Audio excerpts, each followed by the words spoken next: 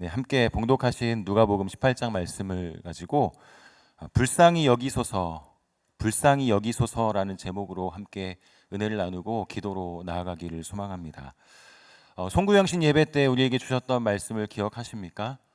크고 기이한 일에 동참하고 그 일을 보기 위해서 우리가 기도해야 할 텐데, 신년 서약서의 그 기도에 관련된 부분을 작성하실 때 정답이 몇 번이라고 했었죠? 예, 4번. 그 정답 4번은 기도를 얼마나 하는 것이죠? 2시간. 여러분 2시간씩 기도하고 계십니까? 네, 한 두세 분 정도 아멘 소리가 들렸는데요.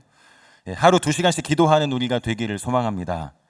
네, 참 2시간씩 기도하는 것 어렵지만, 그러나 우리에게 기도의 동력이 오늘 이 말씀 가운데 다시 한번 그 동력이 무엇인지 우리 마음 가운데 소망이 되어서 기도하지 않고는 견딜 수 없는, 그래서 하나님의 은혜를 경험하지 않고는, 또 그 은혜로 살아가지 않고는 더 이상 버틸 수 없는 하나님의 은혜가 부어지기를 소망합니다. 오늘도 기도하기 위해서 이 자리로 찾아 나오신 우리 3일의 모든 성도님들 축복합니다. 기도하는 가운데 하나님의 기이한 능력이 경험되어지고, 기도하는 가운데 모든 문제가 주님께서 풀어주시는 그 능력을 경험하게 되고, 기도하는 가운데 무엇보다 하나님을 더욱 깊이 사랑하게 되는 이 시간이 되기를 축복합니다. 제가 앞에서 나와서 기도인도 하거나 설교할 때마다 꼭 드리는 말씀이 하나님을 좀 깊이 사랑하게 되었으면 좋겠다는 것인데, 말씀을 듣고 또 기도하는 그 모든 동력이 그 사랑에서 나오는 줄 믿습니다. 지난 주간 우리 선교 기간인데요, 지난 주간 목포 선교와 장흥 선교를 다녀왔습니다. 오늘 통영에서는 통영 선교가 진행되고 있는데요, 저희가 목포 선교 담당자였습니다. 앞에 잘 나서서 광고하고 그러지 않아서 모르실 수도 있겠지만 목포 선교 담당을 했습니다. 목포 선교를 담당하면서 감사하게도 많은 분들께서 등록해 주셨고, 또 알게 모르게 또 함께 마음을 모아서 옆에서 도와주시고 또 함께 해주셨던 분들이 계셔서 참 감사하게 마무리할 수 있었습니다. 함께 할 분들, 도울 자들을 보내주시고 또 하나님께서 이렇게 은혜 주시는 것이, 사람의 생각으로는 참 처음 맡았을 때 선교라는 건 참 가벼운 일이 아닌데 어떻게 감당해야 될까, 너무 무거운 일이다, 부담되고 힘들었는데, 참 하나님께서 그 가운데 새로운 은혜를 주시고 또 계속해서 함께 동역할 수 있는 사람들을 옆에 붙여주시고 감사함과 기쁨으로 감당하게 해주셨습니다. 처음에는 사실 모든 게 막연했었고 어떻게 준비해야 될까, 다른 분들 뛰어난 능력을 가지신 분들이 잘 맡아서 하시면 잘 하실 텐데, 앞에 나서서 뭔가 주도해 가는 것이 참 어렵고 불편한 저에게는 어려운 일이다라고 생각했습니다. 그런데 감사하게 또 저희가 예상했던 숫자보다 꽤 많은 분들께서 등록해 주셨고, 그러다 보니까 숙소 문제라든지 예배실의 문제든 이런저런 것들을 좀 고민하게 되었습니다. 행복한 고민이었죠. 그 가운데 또 이렇게 목포 선교 함께 해주셨던, 또 등록해 주셔서 선교 대원으로 다녀와 주신 여러분들께 진심으로 감사의 말씀과, 또 여러 가지 불편하고 어려움이 있었을 텐데 그럼에도 참아주시고 동역해 주신 것에 대해서 감사하고, 또 사과의 말씀과 더불어 참 그런 부분들을 양해해 주시고 동역해 주신 것에 대해서 감사의 말씀을 드립니다. 그런 가운데 제가 생각했던 것이 두 가지가 있었습니다. 하나는 선교 준비팀, 또 담당자로서 겪는 선교가 아니라 우리에게 맡겨진 선교지로 가는 선교를 감당해 왔기 때문에, 담당자나 준비팀들은 당연히 맡겨진 일들이기 때문에 그 정도 열심히 해야지, 그게 너무 당연한 거 아닌가, 이런 마음을 가지고 있었는데, 준비팀과 함께 또 여러 부분들을 세세하게 좀 체크하고 좀 더 편안하게 우리 선교대원들이 선교를 감당할 수 있도록 신경 쓰려고 하다 보니 이것이 참 쉬운 일이 아니었구나 하는 사실을 알게 되면서 생각하게 된 것이, 아는 만큼 이해하게 되고 또 반대로 이해하는 만큼 더 많이 알게 되는구나 하는 사실을 생각해 보았습니다. 이해가 되어야 더 많이 알 수 있게 되는 것이죠. 섬기고 수고하는 자의 그 자리, 또 함께 마음을 모아서 동역하는 그 자리도 함께 참여하지 않으면 그만큼 이해하거나 알 수 없다는 것을 새삼 느끼게 됐습니다. 두 번째는 내가 모든 것을 다 할 수 있다라고 하는 자신감도 분명히 필요하겠지만 우리의 매일의 삶 가운데도 마음대로 되지 않고 뜻대로 되지 않는데 선교지에서는 특히나 더 정말 마음대로 되는 것이 없구나. 이것을 좀 뼈저리게 느끼게 되었습니다. 내 계획과 내 경험과 내 마음이 원하는 대로 이루어지지 않는다. 물론 여러분들 각자 삶의 현장 속에서도 많이 느끼고 계시겠지만 서로 사랑하는 관계 또 교회 공동체에서도 정말 진심을 담아서 마음을 다해서 좋은 것을 해주려고 하고 함께 나누려고 하는데도 또 상대방이 그렇게 좋게 받아들이지 않거나 어려워하거나 하는 경우도 있고 또 함께 수고하고 애쓰는 모든 일들이 좋은 결과로만 나타나는 것도 아니기 때문에 정말 주님을 위한다고 하지만 그 일들 가운데 참 내 마음대로 되지 않는구나 하는 그런 어려움들을 우리는 토로할 수밖에 없다는 사실을 새롭게 느끼게 됐습니다. 만약에 모든 것이 내 계획과 내 통제 아래에 있다 하시는 분이 여기 계시면 저는 그분을 사람이 아니문이다 말씀하고 싶습니다. 하나님 밖에는 하나님 뜻대로 하실 수 있는 분, 모든 것을 자기 뜻대로 하실 수 있는 분은 오로지 하나님밖에 없으시다라는 사실을 선교지에서 다시 한번 생각해 보았습니다. 오늘 장황하게 서론을 좀 말씀드리는데요. 그런 가운데 우리는 하나님을 얼마나 알고 또 얼마나 이해하고 있는가를 이 두 가지 생각 속에서 좀 더 발전시켜서 이번 한 주를 좀 고민거리로 삼아봤습니다. 인간으로서 크신 하나님을 이해한다는 것이 어불성설이기는 합니다. 어떻게 그 크신 하나님을 이해할 수 있을까? 정말 말도 안 되는 일이지만 그러나 사랑하는 하나님을 향해서 사랑하는 주님을 향해서 어떻게 하면 그 마음을 좀 이해해 드릴 수 있을까? 어떻게 하면 그 마음을 좀 알아들일 수 있을까라고 하는 것은 우리가 해야 할 고민이지 않을까 이런 생각을 해봤습니다. 왜냐하면 우리는 너무도 자주 하나님보다 다른 것들의 마음을 빼앗기기 때문입니다. 그리고 하나님을 위하여 살아야겠다고 다짐했지만 그럼에도 불구하고 자신을 위하여 살아가기가 너무 쉽기 때문입니다. 제가 이번 주에 목포에서 돌아와서 이곳에서 또 말씀을 좀 준비하고 또 말씀을 좀 고민하는 가운데 제게 개인적인 고민이 하나 생겼습니다. 우리 인생 가운데 과연 하나님의 말씀이 어느 위치를 차지하고 있는가에 대한 것이었습니다. 우리를 살리는 하나님의 말씀, 내 인생을 이끌어 가시는 하나님의 말씀, 하나님의 백성으로 살아가도록 도와주시고 가이드하시는 그 하나님의 말씀이 나에게 혹은 이 자리에 앉아 계시는 여러분에게 우리에게 어느 위치에 있을까라는 것입니다. 때로는 사랑하는 주님의 말씀이 내 눈보다 높은 곳에서 나를 내려다보시면서 이 길로 가야 돼 라고 말씀하실 때 겸손히 그 말씀대로 따라가기도 하지만 때로는 그 말씀 다 알아요. 그거 다 해봤는데 그렇게까지 안 해도 돼요. 하나님 말씀을 향해서 우리가 이런 태도를 가지고 하나님 말씀이 내 발 밑에 저 지하 어느 창고 구석에 박혀 있을 때가 너무도 많구나라는 생각을 해봤습니다. 그래서 믿음으로 산다는 것, 특별히 오늘 기도한다는 것이 결국 하나님 말씀을 내가 어떻게 위치에 두고 있고 어떻게 대하느냐의 태도의 문제가 아닌가. 그래서 주님을 사랑하고 주님을 위하여 산다는 것은 내가 무엇을 많이 한다, 무엇을 많이 해서 하나님을 기분 좋게 한다 이런 개념이 아니라 내가 주님께 어떤 존재인가, 나 중심의 태도로 주님을 바라보는 것이 아니고 하나님 중심에서 나는 어느 위치에 있는가, 바로 겸손의 문제가 아닐까 이런 생각을 해보았습니다. 그래서 오늘 함께 살펴보려고 하는 이 본문은 크게는 하나님 나라에 대하여서 또 작게는 오늘 함께 살펴볼 주제인데 기도인데 기도에 대해서 어떤 태도와 가치를 가지고 주님 앞에 엎드려야 하는지 잘 가르쳐 주시는 말씀입니다. 오늘 9절과 10절을 좀 보실까요? 9절, 10절.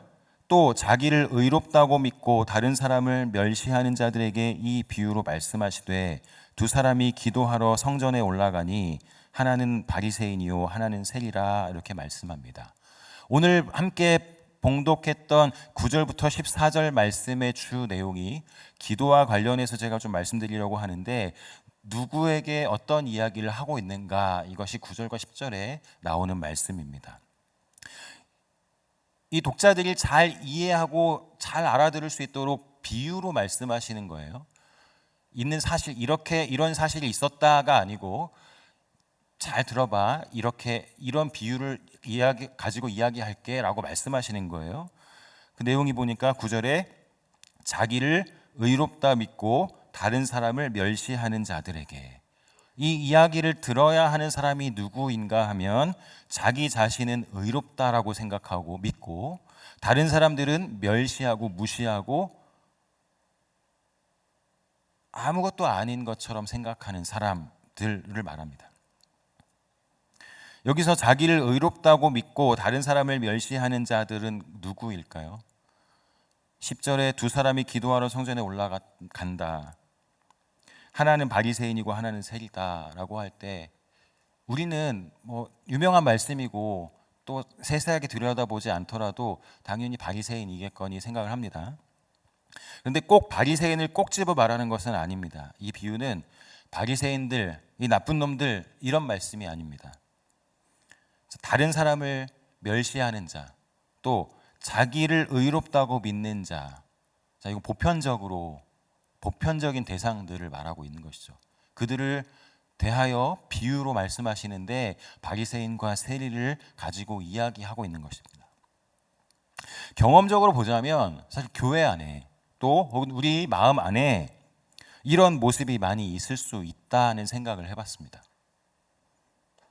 어떤 모습입니까? 다른 사람은 무시하고 나는 의롭다, 나는 이렇게 한다. 다른 사람들은 무시하고 멸시하는. 물론 우리는 말씀을 통해서 내가 죄인이라는 걸 잘 알고 있고 하나님의 은혜로밖에 살 수 없는 사람이라는 걸 알고 고백하지만, 그러나 우리 인식 속에 알고 있지만 그러나 인식 속에 그렇지 않을 때가 종종 있다는 것이죠. 우리 교회 제자훈련 필독서 중에 하나인 일상영성이라는 책에 보면 겸손이라는 파트에서 이런 이야기가 나옵니다. 아이러니하게 그리스도의 성품을 경험하면 할수록 교만해질 이유도 자연히 더 많아진다. 조심하지 않으면 영적 성장이 영적 성숙을 방해할 수 있다. 다시 한번 읽어드리겠습니다. 아이러니하게 그리스도의 성품을 경험하면 할수록, 주님을 더 많이 경험할수록 교만해질 이유도 자연히 더 많아진다. 왜요? 내가 더 많이 은혜를 경험했으니까. 은혜를 받지 못한 사람보다 내가 더 나아. 이런 마음을 자연스럽게 가질 수 있다는 것이죠. 그래서 조심하지 않으면 영적인 성장이, 하나씩 말씀을 배워가고 더 많이 알아가는 것이 영적인 성숙을 방해할 수 있다는 것입니다. 동의가 되십니까? 계속해서 이렇게 써 있습니다. 성경 공부는 마쳤다고 표시할 수 있습니다. 기도도 몇 시간 했는지 기록할 수 있습니다. 전도 대상자들의 명단이나 몇 명 전도했는지 이런 것들은 표시할 수 있는데, 겸손을 얼마나 이루었는지 표시하는 것은 불가능하다라고 계속해서 써주고 있습니다. 맞는 말씀이죠. 동의가 됩니다. 눈으로 표시할 수 있는 것, 우리가 수치화할 수 있는 것을 통해서 우리는 내가 이만큼 했다, 나는 이만큼 잘했다라고 말할 수 있고 표시할 수 있지만, 내 겸손의 문제에 있어서는 이만큼 겸손해졌다라고 표시할 수 없습니다. 그런데 신앙생활을 더 많이 하고 기도생활을 더 많이 하고 더 많은 곳에서 교회를 위하여 섬기고 수고하고 헌신할수록 우리 스스로 빠질 수 있는 함정이 있다는 것입니다. 성장했다라고 하는 함정이죠. 내가 이만큼 더 했는데, 내가 저 사람보다 더 많이 수고했는데, 내가 더 많이 훈련받았는데 저 사람보다 내가 더 낫지. 이것이 우리에게 함정이 된다는 것입니다.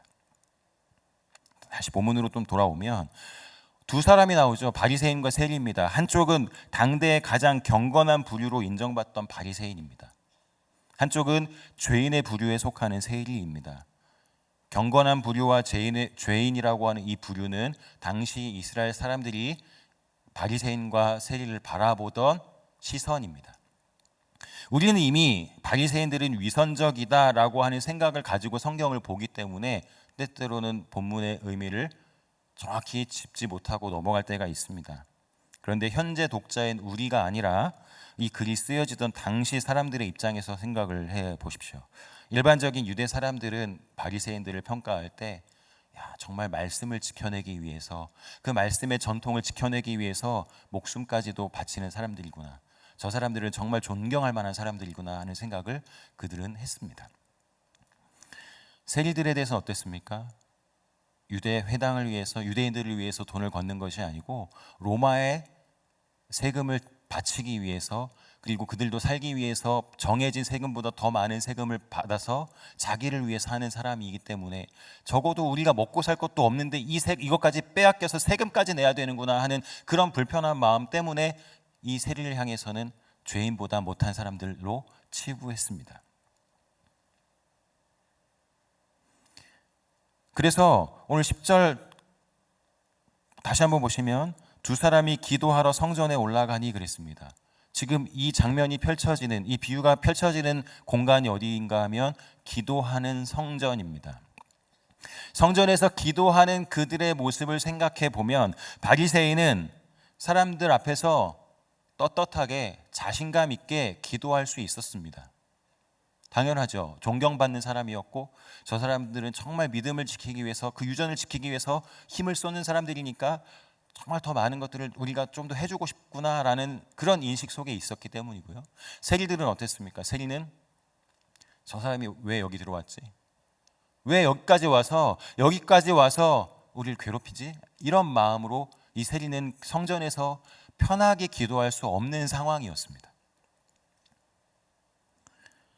세리의 입장에서 세리는 사람들의 눈을 피해서 주눅 들어서 어떻게든 기도는 해야 되겠고 하나님께 기도하고 싶은데 기도할 수 있는 장소를 찾다 보니 아무도 쳐다보지 않는 구석, 아무도 신경 쓰지 않는 그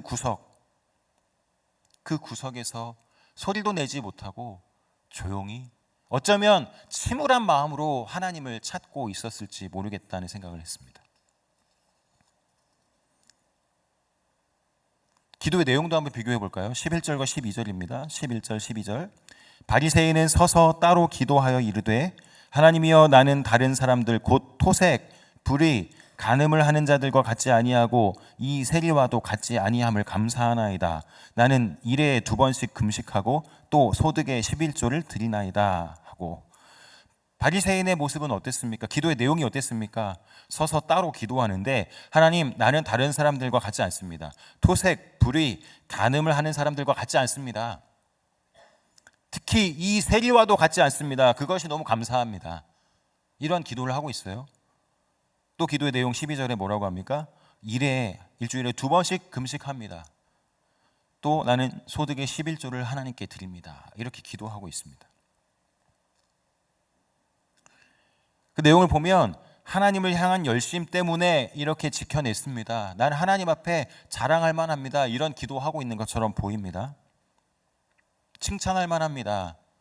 그런 어려운 환경에서도 사람들보다 구분되고 사람들과는 좀 다른 모습으로 신앙생활을 하고 있다는 면에선 칭찬할 만합니다. 그런데 11절에 서서 따로 기도하여 이르되 라고 할 때 서서 따로라고 하는 이 문맥이 가진 원문의 뉘앙스를 보면 바리새인은 하나님 앞에서 하나님 저 칭찬해 주세요 이런 정도의 개념이 아니라 스스로의 만족에 도취되고 자기 의를 자랑하는 그런 뉘앙스로 예수님이 말씀하고 있다는 사실을 볼 수 있습니다.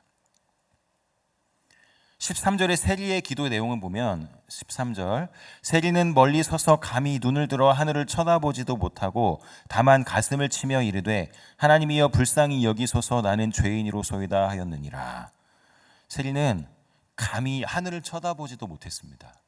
저 구석에서 내가 이야기하는 거, 기도하는 거 사람들에게 들키면 안 되지 하고 조용히 조심스럽게 기도했을 텐데 그 기도의 내용도 그랬습니다. 하늘을 쳐다보지도 못하고 다만 가슴을 치며 이르되 하나님 불쌍히 여기소서. 자랑할 만한 것이 없습니다. 단지 하나님 앞에서 나를 좀 불쌍히 여겨주십시오라고 하는 기도밖에 할 수 없었습니다. 왜요? 나는 죄인입니다. 이런 고백을 하는 것입니다. 이 세리의 기도는 오직 하나님께서 내 죄를 좀 덮어주시고 나를 용서해 주셔서 불쌍히 여김을 받는 것, 그 한 가지, 오로지 그 한 가지 뿐이었습니다. 쉬운 말로 오직 하나님의 처분에 자기 자신을 맡기는 것 외에는 다른 방법이 없는 세리였습니다. 13절에 세리의 자세와 태도가 나오죠. 자신의 가슴을 치면서 통회합니다. 불쌍히 여겨주십시오. 내가 죄인입니다. 하나님 불쌍히 여기소서, 나는 죄인이로소이다. 이 말씀을 원문으로 직역해보면, 오 하나님, 나를, 바로 그 죄인을 불쌍히 여기소서입니다. 핵심은 그 죄인 불쌍히 여기다, 불쌍히 여기소서입니다. 이 세리는 자기 자신을 그 죄인이라고 고백합니다. 바리새인이 기도해서 말했던 그 죄인이 바로 저입니다. 하나님, 저를 불쌍히 여겨주십시오. 나의 죄를 덮어주시고 내게 은혜를 주십시오. 이 한 가지가 세리의 기도 제목이었습니다.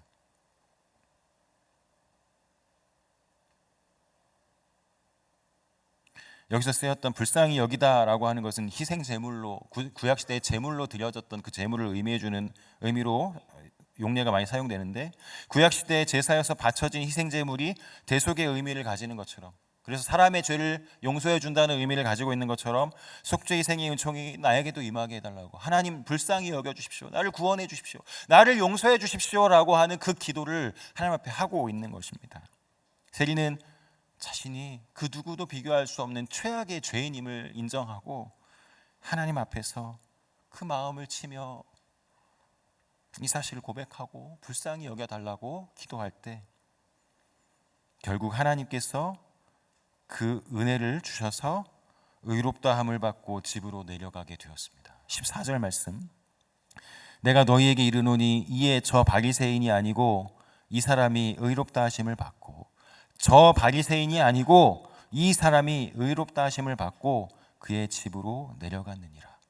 예수님께서 이 비유를 통해서 바리새인과 세리의 이 기도 가운데 이 세리가 의롭다함을 받고 집으로 내려갔다라고 말씀하시는 겁니다. 하나님 나라라고 하는 큰 주제가 아니더라도 오늘 기도라고 하는 이 문제에 있어서 오늘 본문에서 우리가 생각해 볼 수 있는 질문이 있다면 무엇일까요? 우리의 기도가 누구에게 들려져야 하는가입니다. 우리의 기도를 들으시는 분이 누구인가 하는 것입니다. 당시 사람들은 바리새인이 대단하다, 세리는 죽일 만한 죄인이다, 이렇게 생각하겠지만 14절을 다시 한번 보겠습니다.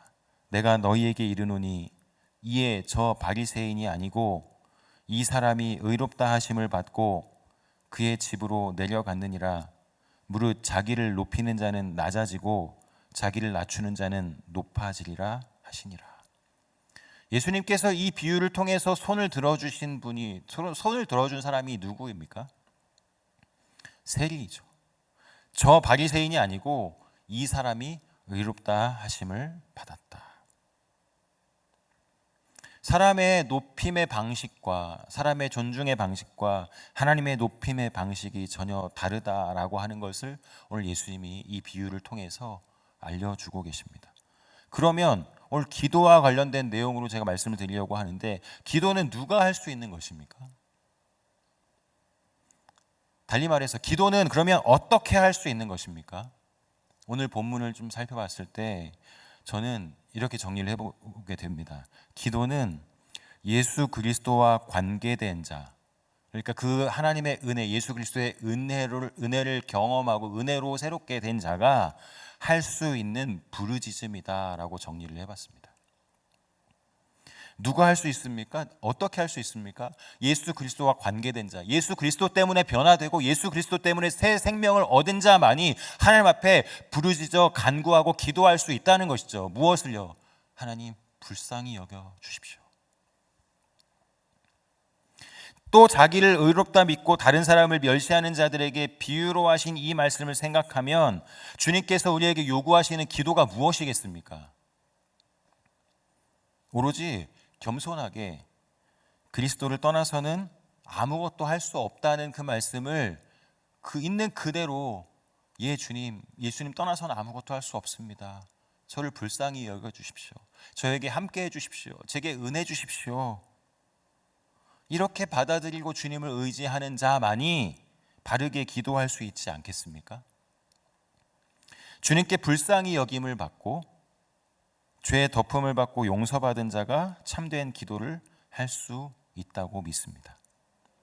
오늘 예수님의 이 비유를 통해서 우리가 어떤 기도를 해야 하는지 살펴봤다면 결국 주님 불쌍히 여겨주십시오. 저는 주님이 아니면 안 됩니다. 아무 방법이 없습니다. 라고 하는 겸손의 태도로 주님 앞에 나아가는 자라고 한다면 마지막으로 그러면 어떻게 더 구체적으로 어떻게 기도해야 할지를 그 신뢰를 좀 한번 살펴보고자 합니다. 만약 우리가 성경에서 이렇게 겸손하게 주님 앞에 주님의 도우심만을 구했던 기도를 살펴본다고 한다면 어떤 사람의 기도가 그 예가 될 수 있겠습니까? 저는 바울이 그 예가 되지 않을까 이런 생각을 해봤습니다. 바울이 열심히 특심인 유대교였었고 유대교인이었었고 예수님을 잡아 죽이는 일에 앞장섰고 스데반을 죽일 때도 내가 책임지겠다고 했었던 청년이었습니다. 그런데 예수님을 만난 이후에 고꾸라졌고 예수님 때문에 그 예수님을 위해서 자신의 목숨을 내어 몇 번 죽을 고비를 당했지만 오히려 그 복음을 전하기 위해서 전도 여행을 다니고 복음을 전하지 않으면 내게 화가 있겠다고 그 복음을 위해서 산 그 바울이 그러면 기도하지 않고 복음을 위해서만 살았느냐? 그렇지 않다는 것이죠. 제가 얼핏 생각만 해봐도 사도 바울은 성경을 쓸 때마다 그 교회들을 생각할 때마다 끊임없이 기억하고 기도한다. 내가 여러분들을 생각할 때마다 계속해서 기도할 수밖에 없다라고 고백하고 그 기도의 제목을 쓰고 있는 것을 떠올려 보았습니다. 바울은 그래서 변화된 이후에 주님 앞에 어떻게 기도했냐면 수시로 기도했고 많이 기도했습니다.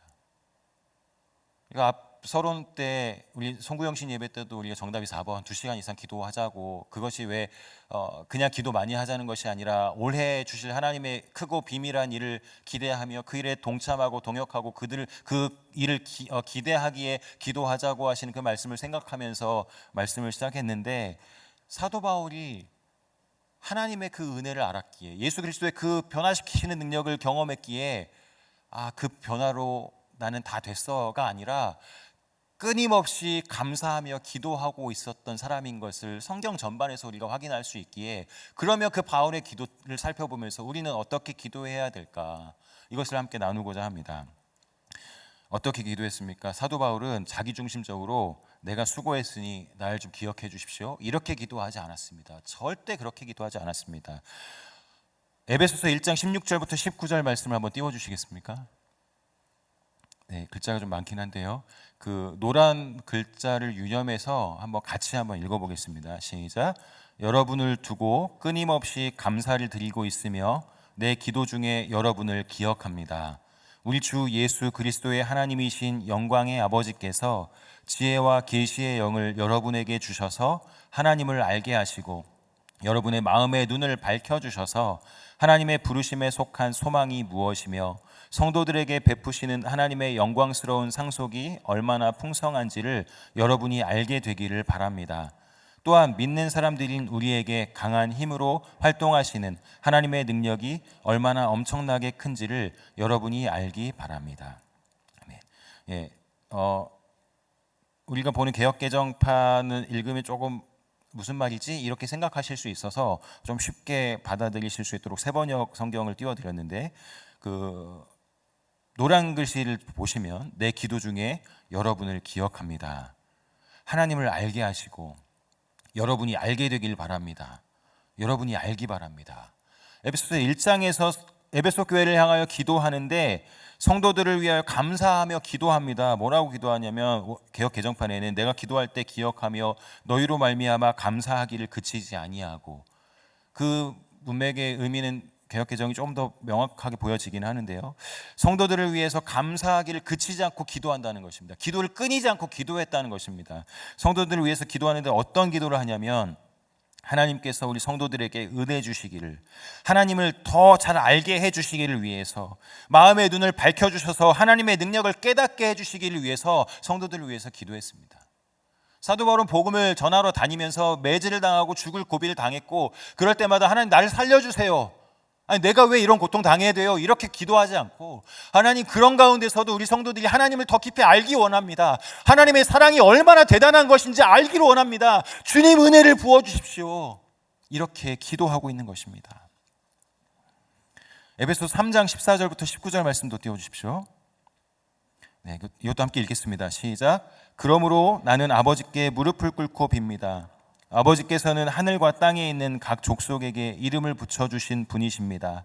아버지께서 그분의 영광의 풍성하심을 따라 그분의 성령을 통하여 여러분의 속사람을 능력으로 강건하게 하여 주시고 믿음으로 말미암아 그리스도를 여러분의 마음속에 머물러 계시게 하여 주시기를 빕니다. 여러분이 사랑 속에 뿌리를 받고 터를 잡아서 모든 성도와 함께 여러분이 그리스도의 사랑의 너비와 길이와 높이와 깊이가 어떠한지를 깨달을 수 있게 되고 지식을 초월하는 그리스도의 사랑을 알게 되기를 빕니다.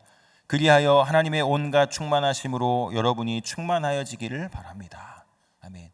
이 3장의 기도는 사도 바울이 갇혀서 복음을 전하다가 감옥에 갇혀서 그런 가운데서도 여러분들 낙심하지 마십시오. 내가 복음 전하다 잡혔다고 낙심하지 마십시오. 하나님께 이렇게 기도하는데 하나님 내가 무릎 꿇고 빕니다. 무릎 꿇는다는 게 무엇입니까? 철저하게 낮은 자리에서 주님 제발 이 기도는 들어주십시오 하는 마음으로 기도하는 겁니다. 겸손하게 기도하는 겁니다. 강건하게 해주십시오. 3장 14절을 다시 한번 띄워주십시오. 이거 노란색 글씨. 강건하게 하여 주시고 머물러 계시게 하여 주시기를. 누구를요? 그리스도를 마음속에 머물러 계시게 하여 주시기를. 또 그리스도의 사랑의 너비, 길, 높이, 깊이가 어떠한지 깨달을 수 있게 해주십시오. 지식을 초월하는 그리스도의 사랑을 알게 해주십시오. 그런 가운데서도 성도들을 위해서 이렇게 기도하고 있습니다. 더 많은 것이 있지만 이 많은 것들을 다 말씀드리면 지루해하실 수 있어서 하나만 더 보겠습니다. 골로새서 1장 9절부터 12절입니다. 자, 이것도 함께 읽겠습니다. 시작. 그러므로 우리가 여러분의 소식을 들은 그날부터 우리도 여러분을 위하여 쉬지 않고 기도합니다. 우리는 하나님께서 여러분에게 모든 신령한 지혜와 총명으로 하나님의 뜻을 아는 지식을 채워주시기를 빕니다. 여러분이 주님께 합당하게 살아감으로써 모든 일에서 그분을 기쁘게 해드리고 모든 선한 일에서 열매를 맺고 하나님을 점점 더 알고 하나님의 영광의 권능에서 오는 모든 능력으로 강하게 되어서 기쁨으로 끝까지 참고 견디기를 바랍니다. 그리하여 성도들이 받을 상속의 몫을 차지할 자격을 여러분에게 주신 아버지께 여러분이 빗속에서 감사를 드리게 되기를 우리는 바랍니다. 여기서도 보시면 쉬지 않고 기도합니다. 채워주시기를 빕니다. 열매 맺기를 기도합니다. 하나님을 더 알아가기를, 점점 더 알아가기를 기도합니다. 하나님의 능력으로 강하게 되기를 기도합니다. 여러 가지 어려움과 아픔과 고난이 있지만 기쁨으로 끝까지 견뎌내기를 기도합니다. 우리를 하나님 나라 상속자가 되게 하신 하나님 앞에서 여러분이 감사하게 되기를 기도합니다. 이렇게 기도하고 있습니다. 사도 바울의 기도의 중심, 자 내려주시고요. 사도 바울의 기도의 중심이 무엇이었습니까? 나인가요? 내가 절대 그렇지 않습니다. 성도를 위하여 쉬지 않고 기도하는 그 이면에는 하나님이 그 은혜를 주시는 분이시기에, 불쌍히 여겨주실 수 있는 분이시기에, 사도 바울이 그것을 경험했기에 주님 앞에 무릎 꿇고 성도를 위하여 끊임없이 쉬지 않고 기억하며 기도할 수밖에 없었던 것입니다.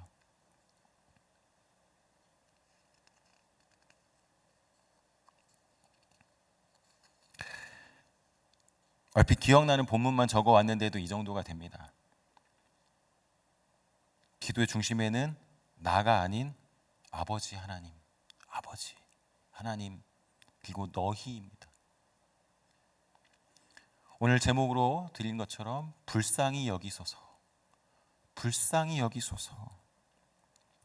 오늘 우리가 주님 앞에 기도로 나아가는 겸손한 태도가 되기를 소망합니다. 하나님의 은혜가 아니면 내 인생에는 아무런 방법이나 소망이 없습니다. 이런 말씀을 들을 때 맞아요. 근데 다른 방법 찾고 싶은데요. 우리는 속으로 이렇게 생각합니다. 당장 돈이 없을 때 누구에게 전화를 하면 돈을 좀 빌릴 수 있을까? 누구에게 전화를 하면 내가 좀 돈을 얻을 수 있을까? 이것이 우리입니다. 선교 현장에 우리 매일매일 믿음으로 살아가는 우리의 삶 가운데 하나님 은혜를 주옵소서, 불쌍히 여겨 주옵소서. 이 고백이 오늘 우리 기도의 동력이 되기를 축복합니다. 하나님을 더 깊이 알아가게 해주십시오. 하나님을 더 깊이 사랑하게 해주십시오. 주님 주시는 힘으로 살아가게 해주십시오. 이렇게 기도하기에 앞서서 그 모든 기도의 동력은 주님 나를 불쌍히 여겨 주십시오. 주님 나를 불쌍히 여겨 주십시오. 나에게 아무런 방법이 없습니다. 주님 나에게 아무런 방법이 없습니다. 주님 나를 불쌍히 여겨 주십시오. 이것이 우리가 기도할 수 있는 이유가 됩니다. 2시간 기도하자고 앞에서 2시간 기도합시다. 기도가 됩니까? 아니요. 주님 나를 불쌍히 여겨 주십시오. 아무런 방법이 없습니다. 아무런 소망이 없습니다. 나를 불쌍히 여겨 주십시오. 이 한마디가 우리를 기도하게 합니다. 이것이 오늘 우리 삶에, 그리고 우리가 살아가는 우리 삶의 터전에서 또 선교의 현장에서 기도의 온전한 동력이 되기를 예수님의 이름으로 축원하고 축복합니다. 우리 다 함께 일어나셔서 오늘 말씀을 생각하면서 주사랑이 나를 숨쉬게 해 함께 찬양하시고 우리 기도로 좀 나아가겠습니다. 나를 움직이게 하시는, 기도하게 하시는 것은 하나님의 사랑이라는 것, 내가 숨 쉴 수 있는 이유도 하나님의 사랑이라고 하는 것, 오늘 그것을 한번 마음에 새기면서 우리 깊은 기도로, 사랑하는 주님 앞에 기도로 교제하는 그 시간으로 나아가면 좋겠습니다.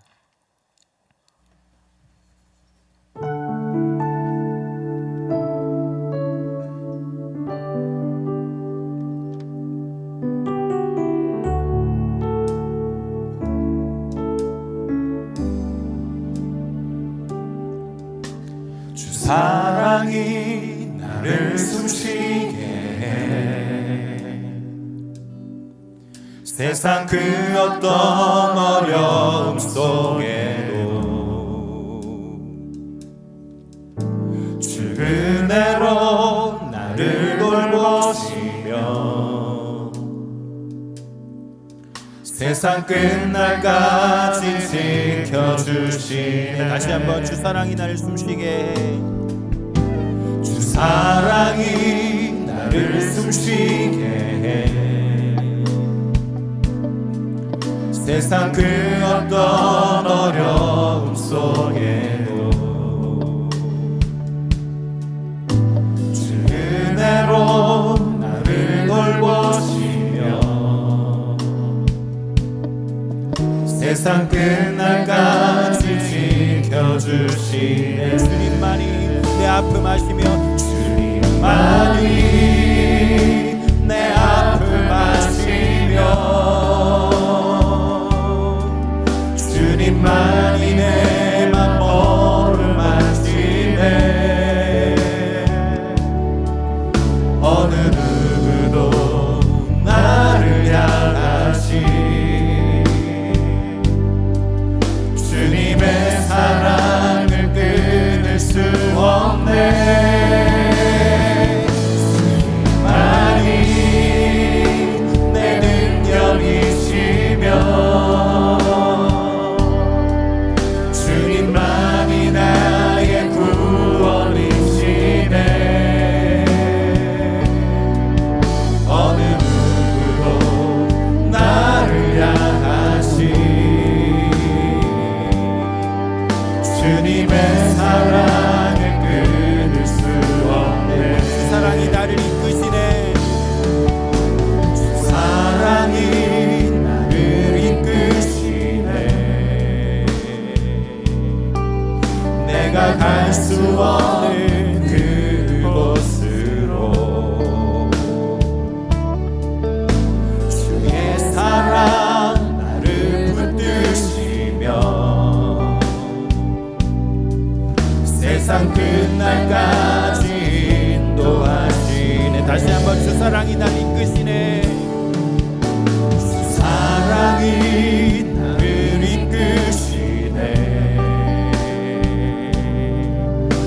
내가 갈 수 없는 그곳으로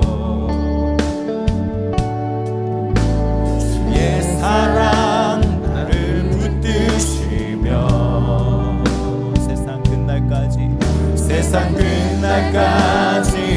인도하시네. 주님만이 내 아픔 아시며 주님만이 내 맘 어루만지네. 어느 누구도 나를 향하신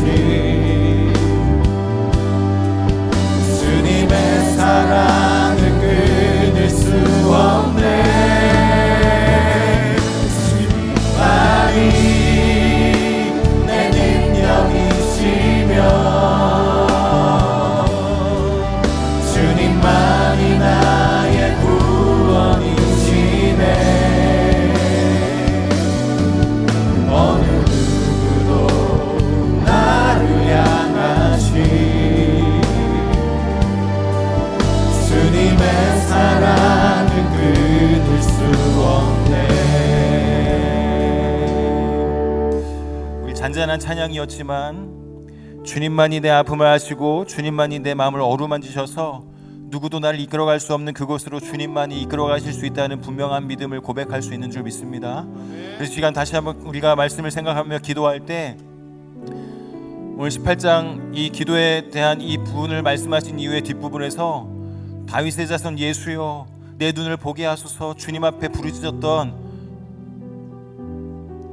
정말 도움이 필요한 사람들의 부르짖음이 이어서 나오고 있습니다. 오늘 이 시간 주님이 아니면 살 수 없는 소망, 주님이 아니면 살 수 없는 그런 가운데 있는 우리 혹시 그런 분들이 계신다 하더라도 이 시간 다시 한번 주님 앞에 주님 불쌍히 여겨주옵소서. 주님 나를 불쌍히 여기소서. 이 한마디 기도로 우리가 다시 한번 새 소망을 시작하고 그 은혜를 누리게 될 수 있으면 좋겠습니다. 우리 주여 한번 부르시고 겸손히 기도하는 은혜를 달라고, 기도를 들으시는 하나님을 깊이 사랑함으로 기도의 깊은 세계로 나아갈 수 있도록 도와달라고, 삶 가운데 역사하시는 하나님의 말씀의 위치를 잘 인식하고 주님 뜻대로 살아갈 수 있도록 도와달라고, 기도하는 가운데 하나님의 능력을 경험할 수 있도록 도와달라고 하나님 앞에 주여 부르고 기도하겠습니다. 주여, 아버지 하나님 우리를 살려주옵소서. 주여 불쌍히 여겨주옵소서. 아버지 하나님